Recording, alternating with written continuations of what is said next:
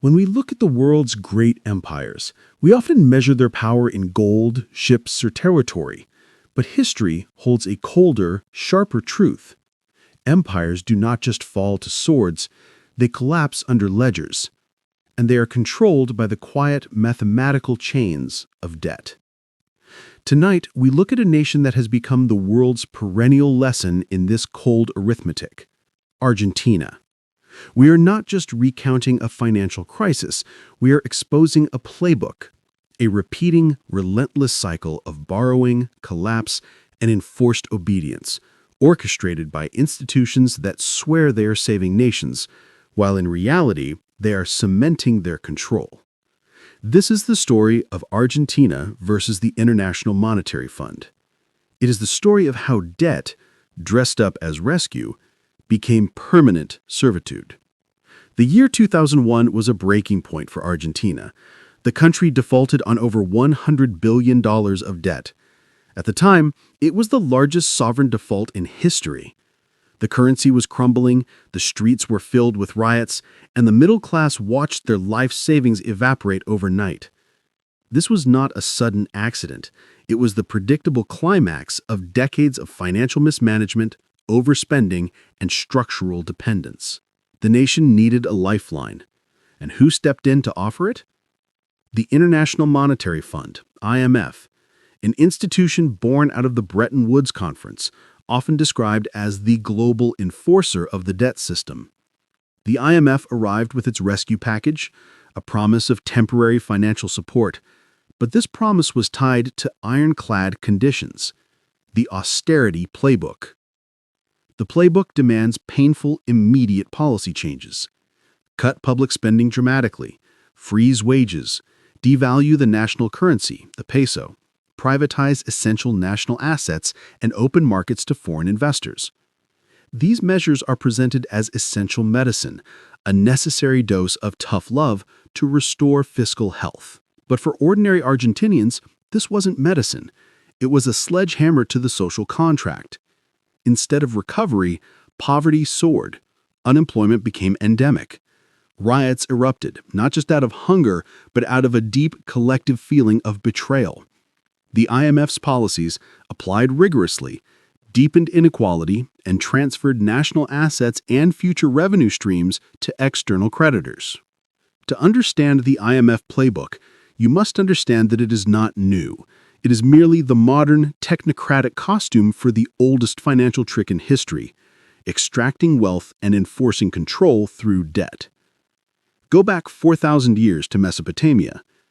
Kings realized that when too many people were crushed by loans, the entire system risked revolt. The solution was the debt jubilee, a periodic cancellation of debts to reset the social fabric and keep rulers in power.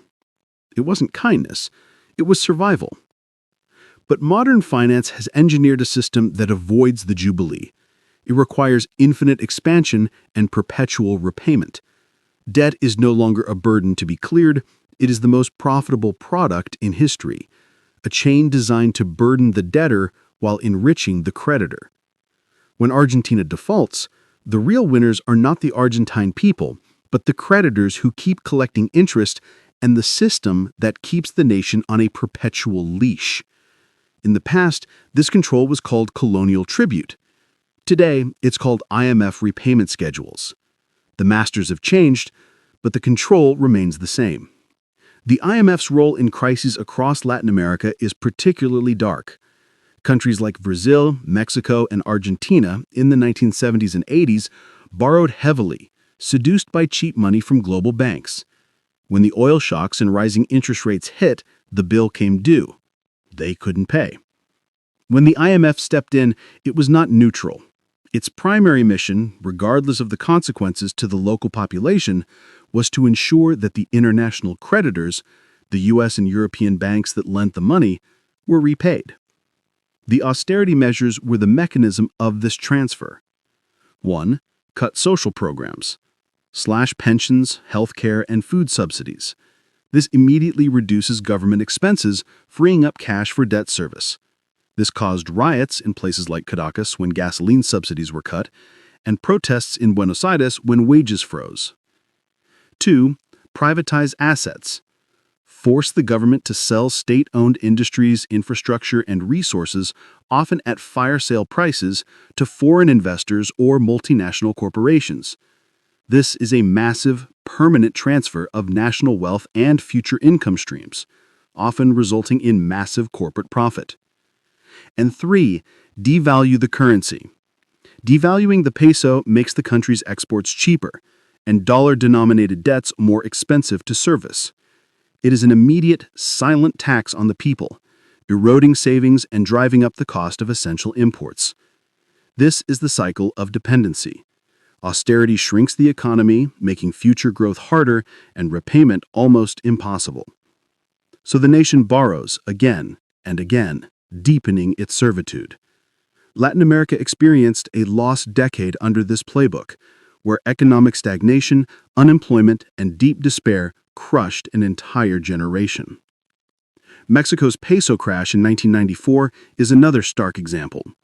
When investors panicked, the U.S. and IMF stepped in with a $50 billion bailout, not to save the Mexican people, but to protect the interests of the foreign banks and investors who held the toxic debt.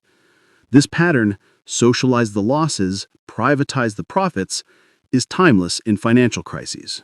Argentina's recurring crisis is a vivid demonstration of financial repression. This is the government's secret plan to quietly steal your wealth, not through a tax hike, but through an invisible system designed to transfer value upward. When hyperinflation hits countries like Argentina, Zimbabwe, or Weimar Germany, citizens instinctively flee the local currency. They hoard gold, real estate, or foreign currencies like the US dollar. They understand that paper money backed by politics always fails. But the system fights back. Governments impose controls.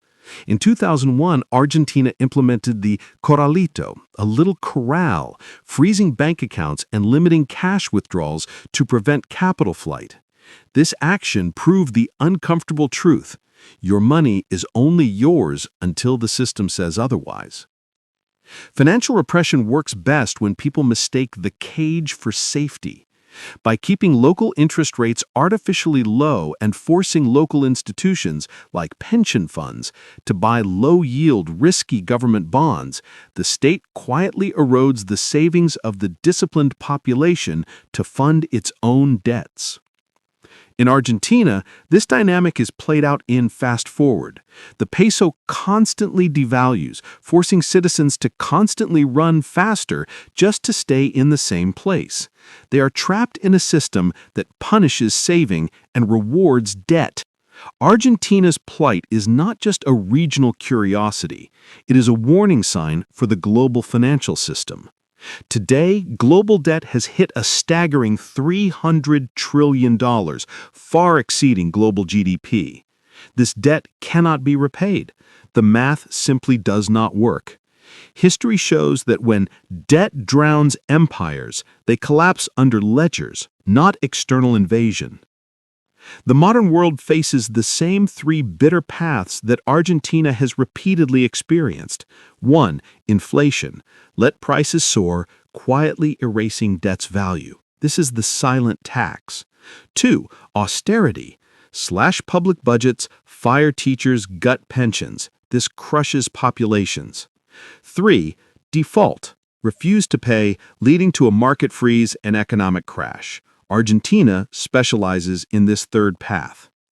The U.S. and European nations have largely chosen inflation and financial repression so far, printing trillions through quantitative easing and keeping rates near zero. They believe their size and the dollar's reserve status makes them immune. But the math doesn't care about borders or flags. The tools used to save the system, printing, bailouts, infinite borrowing, are merely temporary salvations leading to permanent escalation. When inflation roars back, as it did globally after 2020, interest payments crush budgets, just as they did in Rome's final days. We are seeing Sri Lanka collapse, Pakistan beg the IMF, and Argentina negotiating again. The system is running out of tricks. The story of Argentina is a stark lesson in sovereignty. Nations lose their destiny long before they lose their last dollar. The IMF's structural adjustments are often a trade, immediate cash for long-term dependence. For the individual investor in America or England, the lesson scales down but retains its urgency. You must not confuse debt for opportunity or the illusion of stability for reality. The system is not designed for your financial freedom. It is designed for its own survival. What survived the Argentine crisis, just as it survived Weimar Germany and the Roman collapse? Real assets. Not paper pesos or digital numbers on a screen, but tangible value. Land that produces food. Skills that are always in demand. Networks of trust.